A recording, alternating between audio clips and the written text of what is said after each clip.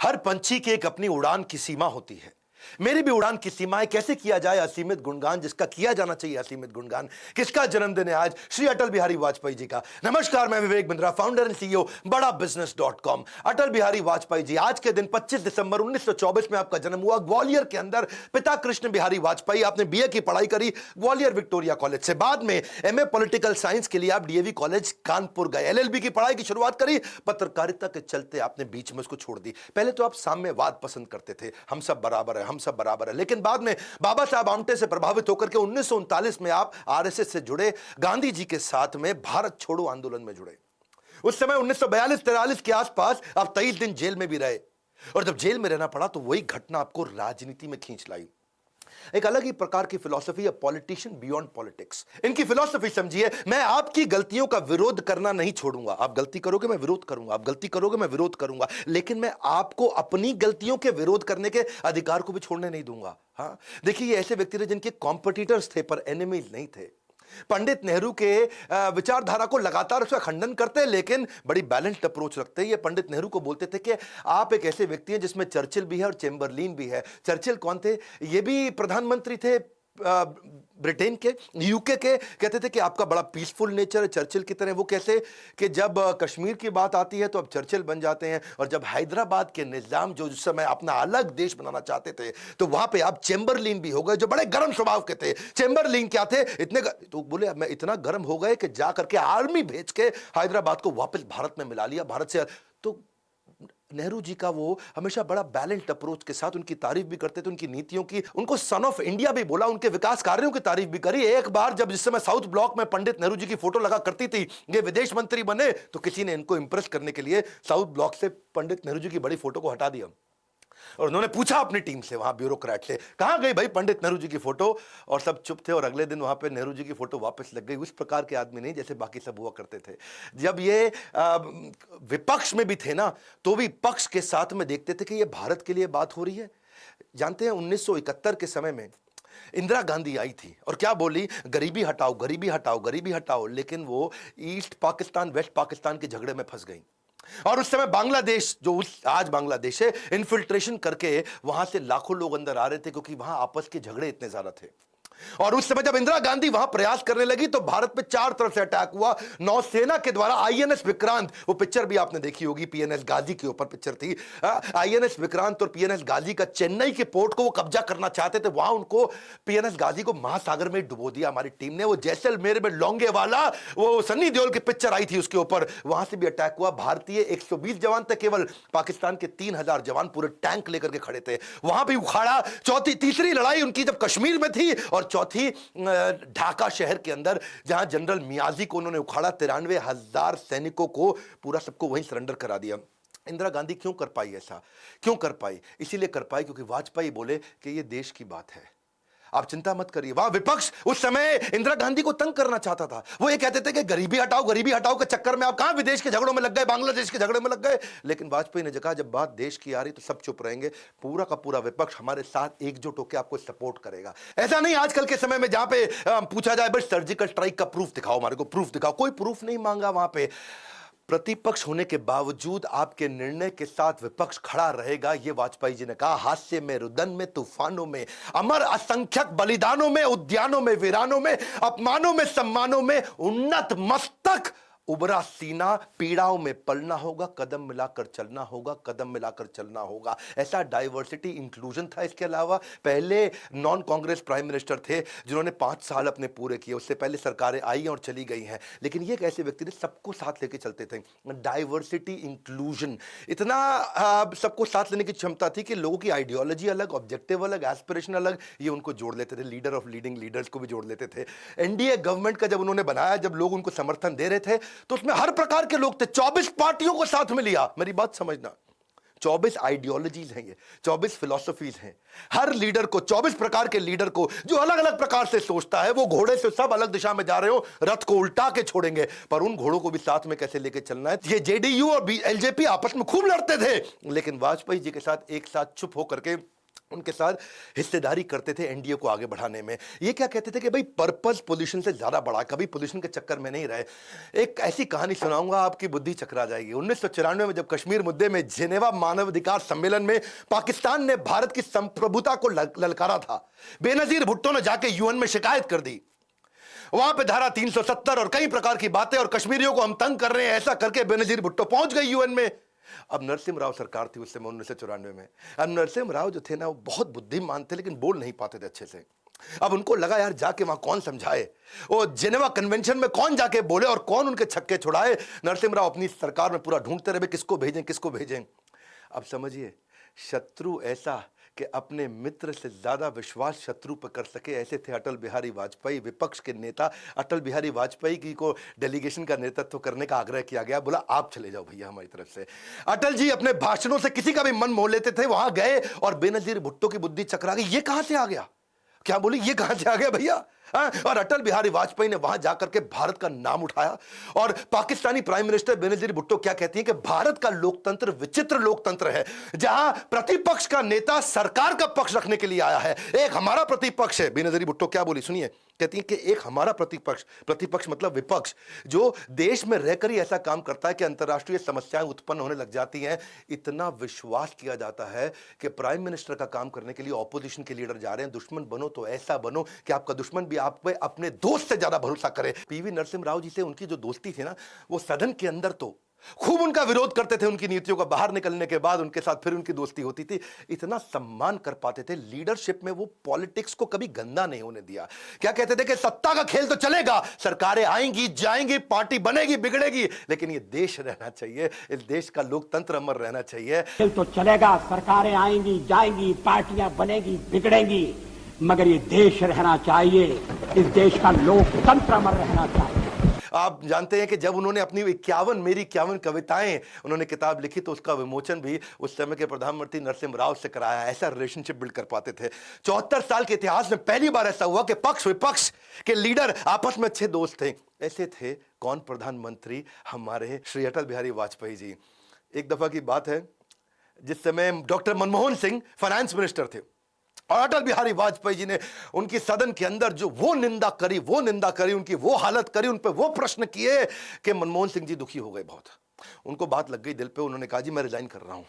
समझिए क्या कहा, मैं रिजाइन कर रहा हूं। नरसिम्हा राव जी के पास चले गए। नरसिम्हा राव उनको समझाते रहे, अरे रुक जा भैया रुक जा, अरे रिजाइन करने की जरूरत नहीं है। लेकिन मनमोहन सिंह जी अड़ गए, अब तो मैं रिजाइन, मेरी बेइज्जती हो गई जी, मेरी बेइज्जती हो गई। और हुआ क्या, बाद में नरसिम्हा राव जी ने कहा कि यार हमारी पार्टी में तो कोई समझा नहीं पा रहा है, वाजपेयी जी आप ही समझाओ भाई रिजाइन ना करें। वाजपेयी जी उनको बोले पर्सनल मत लो, ये हमारा प्रोफेशनल है, ये तो हम केवल आपकी नीतियों के अगेंस्ट है, आपके अगेंस्ट थोड़ी है। और मनमोहन सिंह जी उनकी बात मान गए। अगर लीडर हो तो ऐसा लीडर हो कि आपका शत्रु भी अपने मित्र से ज्यादा विश्वास आप पे करे। 1998 में जब कांग्रेस की सरकार 270 वोट पे थी, बीजेपी था ये 269 पे था, इनकी सरकार गिर गई। पार्टी तोड़कर सत्ता हासिल करने का उनके ऊपर जो है आरोप लगा, और बोले कि क्या आप ये एक वोट को किस तरह से लेंगे जब इस प्रकार के कुछ आरोप लगने लगे। तो उन्होंने शरद पवार की कहानी सुनाई कि शरद पवार कांग्रेस से अलग होकर के उन्होंने अपनी एनसीपी बनाई, पार्टी तोड़ के एनसीपी बनाई और महाराष्ट्र के सीएम बने। वो क्या बोले, पार्टी नहीं तोड़ेंगे हम, पार्टी को तोड़ के अगर सत्ता मिले तो मैं ऐसी सत्ता को हाथ लगाना तो दूर चिमटे से भी छूना पसंद नहीं करूंगा। शरद पवार ने अपनी पार्टी तोड़कर हमारे साथ सरकार बनाई थी, मैंने तो ऐसा कुछ नहीं किया। पार्टी तोड़कर सत्ता के लिए नया गठबंधन करके अगर सत्ता हाथ में आती है तो मैं ऐसी सत्ता को चिमटे से भी छूना पसंद नहीं करता। उस समय खैर कांग्रेस के लोग उन पे बहुत हंसे थे, और उन्होंने क्या कहा कि आज तुम मुझ पे हंस रहे हो ना, एक ऐसा समय आएगा जब पूरा देश तुम पे हंसेगा। वैसे उनकी कही बात 2014 और 2019 में सत्य हो ही गई। 18 राज्यों के अंदर बीजेपी की सरकार आई और कांग्रेस केवल 52 सीटों पर सिमट के रह गई। 17 राज्यों में तो कांग्रेस अपना खाता भी नहीं खोल पाई। बहरहाल ये बात आज की ना कांग्रेस की है ना बीजेपी की है, ये बात उस लीडर की है जो आजाद शत्रु है। धीरा धीर जना प्रिया प्रिया करो। क्या अर्थ हुआ, एक ऐसे लीडर था जिससे धीर अधीर दोनों पसंद करते थे। धीर वो जो स्टेबल माइंडसेट का है, अधीर वो जो बड़ा गुस्से वाला वाला है। धीर वो जो मित्र हो, अधीर वो जो शत्रु हो, इनको सभी लोग बड़ा पसंद किया करते थे। ये एकमात्र ऐसे लीडर थे। 1977 का 76 का मैं एक किस्सा बताऊंगा आपको। श्रील प्रभुपाद जिन्होंने इस्कॉन की स्थापना करी थी, दुनिया भर में गीता सिखा रहे थे, उन्होंने अपने आज के जो चेयरमैन है इस्कॉन के, श्रील गोपाल कृष्ण गोस्वामी महाराज, उनको भेजा वाजपेयी जी से मिलने। उस समय वाजपेयी जी फॉरेन मिनिस्टर थे, ये इमरजेंसी के बाद की बात थी, और विदेश मंत्री थे। और उनको जाके रिक्वेस्ट किया कि हमारे 500 शिष्य ऐसे हैं जो दुनिया भर में हैं, उनको हम इंडिया लाना चाहते हैं और यहाँ पे आकर के भगवत गीता सिखाएं और उनको रहने के लिए परमानेंट वीज़ा दे दें। वाजपेयी जी ने उनको इतना सम्मान दिया, और जब भगवत गीता की बात आई तो वाजपेयी जी के इस सम्मान को देखा और उन्होंने आकर जब शिला प्रभुपाद को बताया, शिला प्रभुपाद ने वहीं पर उसी समय पर भविष्यवाणी कर दी थी कि ये व्यक्ति आगे चल के प्रधानमंत्री बनेगा। वैसे ये भविष्यवाणी तो पंडित नेहरू ने भी एक बार करी थी कि ये व्यक्ति ज़रूर प्रधानमंत्री बनेगा। जब उनकी स्पीच सुन करके वो बिल्कुल अवाक रह गए थे, हक्के बक्के रह गए थे। वाजपेयी जी की लीडरशिप बाय एग्जाम्पल थी। उन्होंने हमेशा जब वो सरकार में आए, देखिए एक बार तो 1980 में उन्होंने बीजेपी बनाई, 1984 में केवल 2 सीटें मिली। उस समय इंदिरा गांधी जी का देहांत हुआ था, तो सबका सेंटिमेंट कांग्रेस की तरफ चला गया था। तब इनको केवल 2 सीटें मिली। 2 सीटों से ही आगे बढ़े धीरे धीरे। आगे चल के ऐसा समय आया, 13 दिन की सरकार बनाई, फिर 13 महीने की सरकार बनाई, और फिर 1999 से 2004 तक पहली सरकार नॉन कांग्रेस की जिसने अपना टर्म पूरा किया। बहरहाल जब ये पहली बार सत्ता में आए, आते ही इन्होंने पाकिस्तान को मैसेज दिया कि भैया तुम किसी को भी चुन सकते हो, अपना पड़ोसी नहीं चुन सकते। तुम्हारे पड़ोसी हम हैं, हमारे पड़ोसी तुम हो। कठिन समय में पड़ोसी पड़ोसी के काम आता है, क्यों नहीं हम और आप एक हो जाएं और दोस्ती करें। 1999 में जो लाहौर में जो समझौता हुआ, उसके बाद उन्होंने सदाए सरहद नाम की एक बस सर्विस भी चालू करी दिल्ली से लाहौर तक। और क्या कहा कि जब तक दिल से दिल की दूरी रहेगी तभी तक रिश्तों में मजबूरी रहेगी। तो रिश्ते खराब नहीं करते, दिल को दिल के नजदीक लेके आते हैं। नवाज शरीफ से जाके मिले, अपने साथ क्रिकेटर कपिल देव को लेके गए, लोगों को क्रिकेट पसंद था। जावेद अख्तर लोगों को बड़े पसंद थे, वहां पे उर्दू के अंदर बड़ी प्यारी बातें वो करते थे। मल्लिका साराभाई को लेके गए, देवानंद एक्टर, उनकी मूवीज बड़ी चलती थी। लालू प्रसाद यादव की तो मीठी मीठी सी जैसी कॉमेडी भरी बातें हुआ करती थी। और इसके अलावा प्रकाश सिंह बादल जो किसानों के नेता हुआ करते थे। लेकिन पाकिस्तान तो पाकिस्तान है, जो एक बार गलती करे नादान, जो 2 बार गलती करे अनजान, लेकिन जो बार बार गलती करे वो शैतान, जो जिंदगी भर गलती करे वो पाकिस्तान। पाकिस्तान ने जाके पीठ पे खंजर भोंक दिया और कारगिल की सारी पहाड़ियों पे कब्जा कर लिया। इधर से ये बस चलाते रहे और वहां से वो कारगिल को कब्जा करते रहे, दूसरे प्रधानमंत्रियों की तरह। याद रखना, वाजपेयी थे भाई, ये दूसरे प्रधानमंत्रियों की तरह निंदा कर रहे हैं। मुंबई पर अटैक हुआ, कसाव आ गए, हम बड़ी निंदा करते हैं, कड़ी निंदा करते हैं। बोले निंदा फिंदा कुछ नहीं, जिंदा नहीं छोड़ूंगा। और पूरा कारगिल जीत के आए, सबको उखाड़ दिया। और इतना ही नहीं, मुंबई अटैक को तो छोड़ो, वहां तो केवल निंदा करते रहे, यहां पे इन्होंने, अमेरिका भी चिल्लाता रह गया, कोई बंदा नहीं लेकर के आएगा किसी प्रकार का परमाणु परीक्षण। और ये क्या किया इन्होंने, जाके अंडरग्राउंड चुपचाप, ऊपर से सर्वेलेंस चल रहा है, ऊपर से इनके सैटेलाइट घूम रहे हैं, सैटेलाइट में आधे घंटे का टाइम मिल रहा है, 1 घंटे का टाइम मिल रहा है, अंडरग्राउंड जाके पोखरन में पूरी तैयारी करी। भारत का सीना गर्व से ऊंचा किया, मालूम था सबको कि पाकिस्तान तैयारी कर रहा है। तो वाजपेयी जी बोले अब नहीं रुकेंगे, कुछ भी बोलता रहे यूएस खड़े होकर के तुम्हारे पे हम ऐसा कर देंगे। नहीं सुनी किसी की। 98 में पोखरन के अंदर ही सफल परमाणु परीक्षण किया, पूरे देश को खड़ा किया। उसके बाद जब लोगों ने बोला अब क्या करोगे, बोला बड़ा सिंपल सिद्धांत है, नो फर्स्ट यूज। क्या है? नो फर्स्ट यूज, पहले हम यूज नहीं करेंगे। पहल मैं करूंगा नहीं, दूल मैं छोड़ूंगा नहीं। वन मोर टाइम, पहल मैं करूंगा नहीं, दूल मैं छोड़ूंगा नहीं। डरता मैं किसी से नहीं, क्या हार में, क्या जीत में, किंचित नहीं भयभीत में। 2004 में इन्होंने सोचा कि भाई इतने दिन से क्रिकेट बंद कर रखा है, हो गया कारगिल, बात पुरानी हो गई, वापस क्रिकेट के द्वारा रिलेशनशिप बनाते हैं। सौरव गांगुली को बुलाया और क्या बोले, पकड़ो बल्ला, मैच भी जीतिए और दिल भी जीतिए। ये रिश्ते बनाना जानते थे, लोगों को साथ लेके चलना चाहते थे।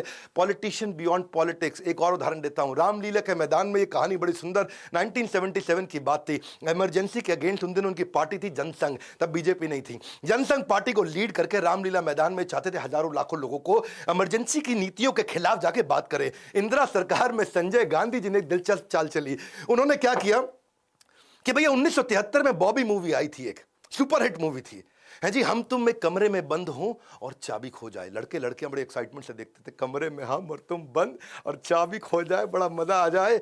और उस समय बॉबी जो है अपना बिकनी में आई थी उस समय, और बड़ी एक्साइटमेंट थी। संजय गांधी ने बोला आज संडे नहीं है, शायद उस दिन थर्सडे था, बोला आज थर्सडे के दिन इनके कोई पहुंचे नहीं रैली के अंदर, आज मूवी चला देते हैं। शाम को 5 बजे उन्होंने मूवी दूरदर्शन पर चालू कर दी। और लेकिन हुआ क्या, डिम्पल कपाड़िया की बिकनी भी लोगों को रोक नहीं पाई। लोग चाबी खो जाए ये बात नहीं रोक पाई, हम कमरे में बंद हो जाए ये बात नहीं रोक पाई। लोग कमरे में बंद नहीं हुए, रामलीला मैदान हजारों लाखों लोगों से भर गया। अटल जी एक ऐसे नेता थे जिनको लोग पसंद करते थे। सर्दी थी, बारिश थी, लेकिन उस दिन भी रात 10 बजे तक लोग रुके। अटल जी की सारी वो स्पीच को ध्यान से सुना। ये तो ऐसे व्यक्ति थे जो प्रेम करते थे सबसे सारे धर्मों से। ऐसा व्यक्ति नहीं जो उन पे उंगली उठा दे। समोहम सर्वभूतेषु, समोहम मैं समान हूं सर्वभूतेषु, सभी धर्मों के लिए। भारत में ऐसे भी कई नेता हैं जो क्या कहते हैं, हम 25 करोड़ हैं, तुम 100 करोड़ हो, 15 मिनट पुलिस हटा दो, देख लेंगे किसमें कितना दम है। दूसरे एक और नेता महाराष्ट्र से, वो क्या कहते थे कि उस घटना में मेरा हाथ नहीं बल्कि मेरा पैर था। पर अटल जी एक ऐसे व्यक्ति थे जो पार्टी से उठ के बात करते थे। जब बाबरी मस्जिद डिमोलिशन हुआ तो उन्होंने बोला गलत है तो गलत है। उनकी अपनी सरकार थी, बीजेपी की अपनी सरकार थी उस समय, कल्याण सिंह की, उसकी भी निंदा करी उन्होंने। प्रधानमंत्री मोदी को उस समय जाके 2002 में राजधर्म का पाठ पढ़ाया कि राजा के लिए प्रजा प्रजा में भेद नहीं होना चाहिए, राजा को अपना राजधर्म निभाना चाहिए। अपने लोगों में गलती हो तो उसको भी ठीक करेंगे। चीफ मिनिस्टर के लिए मेरा एक ही संदेश है कि वो राजधर्म का पालन करें। राजा के लिए, शासक के लिए प्रजा प्रजा में भेद नहीं हो सकता। कितनी सुंदर बात है ना। एक राजा को अपना राजधर्म निभाना चाहिए। ये राजधर्म निभाते थे, राजनीति कभी गंदी नहीं करी इन्होंने। वोट मांगते हुए सामने वाले की नीतियों पे कठोर प्रहार तो करते थे, पर पब्लिक में आके बोले मैं ऐसा आदमी नहीं हूं जो कांग्रेस की 50 वर्ष की उपलब्धियों पे पानी फेर दूं। ऐसा करना देश के पुरुषार्थ पे पानी फेरने जैसा है। ये सामने वाले के अच्छे काम को रिकॉग्नाइज करना जानते थे, उसकी कमियों को भी उजागर करना जानते थे। कहते थे कि अगर मैं ऐसा बोल दूं कि 50 साल कुछ नहीं हुआ तो देश के किसान के साथ अन्याय होगा, मजदूर के साथ ज्यादती होगी और आम आदमी भी उसके साथ ये अच्छा व्यवहार नहीं माना जाएगा। खुद जीवन भर ब्रह्मचारी रहे, अपना जीवन देश की सेवा में समर्पित करना चाहते थे और कहते थे शादी इस राह में सबसे बड़ी बाधा है, इसीलिए जीवन भर ब्रह्मचारी रहे। शादी की बात चलने पर अटल जी को जब एक दिन बोला गया तो 3 दिन कमरे के अंदर जाकर अपने आप को उन्होंने बंद कर लिया। बहरहाल भारत रत्न दिया गया 25 दिसंबर 2014 को। अटल जी उस समय शरीर से बहुत कमजोर हो चुके थे। 27 मार्च को उनके घर जाकर के उस समय के राष्ट्रपति श्री प्रणब मुखर्जी ने आवास में उनके पहुंच के उनको भारत रत्न दिया। 16 अगस्त 2018 को वो इस देश को, इस पृथ्वी को अलविदा कहकर चले गए। मैं जी भर जिया, मैं मन से मरूं, लौट कर आऊंगा, कूच से क्यों डरूं। कूच मतलब अब जाने का समय आ गया है। प्रति वर्ष इनका जन्म देश में गुड गवर्नेंस डे के नाम से मनाया जाता है, सुशासन दिवस के नाम से मनाया जाता है। अटल बिहारी वाजपेयी जिन्होंने सबको राजधर्म सिखाया। हमारी क्या जिम्मेदारी है, हम बड़ा बिजनेस में लोगों को बिजनेस धर्म सिखाते हैं। उन्होंने सर्व शिक्षा अभियान, शिक्षा पे बहुत जोर दिया। खुद भी शिक्षा उन्होंने उस समय काफी देर तक पढ़ाई करते रहे जिस समय लोग पढ़ाई नहीं किया करते थे। आज एजुकेशन बहुत इंपॉर्टेंट है और हमने भी अपना सहयोग कैसे किया, सबसे अफोर्डेबल कर दिया। 750 रुपए महीना, 1500 रुपए महीना। अगर आप पहली बार आए हैं हमारे चैनल पे, बोर्ड लाइन नंबर पे फोन करिए। इस समय न्यू ईयर के दौरान हमने कुछ नई स्कीम्स निकाली हैं। न्यू ईयर के दौरान वाजपेयी जी के जन्म से लेकर 31 दिसंबर तक हम काफी कोर्सेज फ्री दे रहे हैं। फटाफट फोन करके जरूर पता लगाइएगा। एक रिक्वेस्ट करूंगा, कमेंट बॉक्स में बताइए, मैं वापस खड़ा हुआ हूं सम्मान में श्री वाजपेयी जी के। क्या मैं खड़े होकर आपको और वीडियोस बना करके दूं? वाजपेयी जी के साथ ही आगे बढ़े थे राष्ट्रपति अब्दुल कलाम भी, जिनको काफी उन्होंने एनकरेज किया। डीआरडीओ ने जब वो सफल परीक्षण किया। क्या चाहते हैं आप नीचे कमेंट बॉक्स में बताइए कि हम अब्दुल कलाम जी पे भी वीडियो बनाएं। और अगर आप नए आए जरूर सब्सक्राइब करिए, वीडियो को शेयर करिए। मैं चाहता हूं ये मैसेज श्री अटल बिहारी वाजपेयी जी का, उनके लीडरशिप लेसन पूरे देश में पहुंचे। खास तौर से सर्व शिक्षा अभियान। हमारे साथ जुड़े रहने के लिए, इस वीडियो को शेयर करने के लिए, बोर्ड लाइन नंबर पे हमसे कनेक्ट करने के लिए आप सबका हृदय की गहराइयों से प्रेम पूर्वक बहुत बहुत धन्यवाद।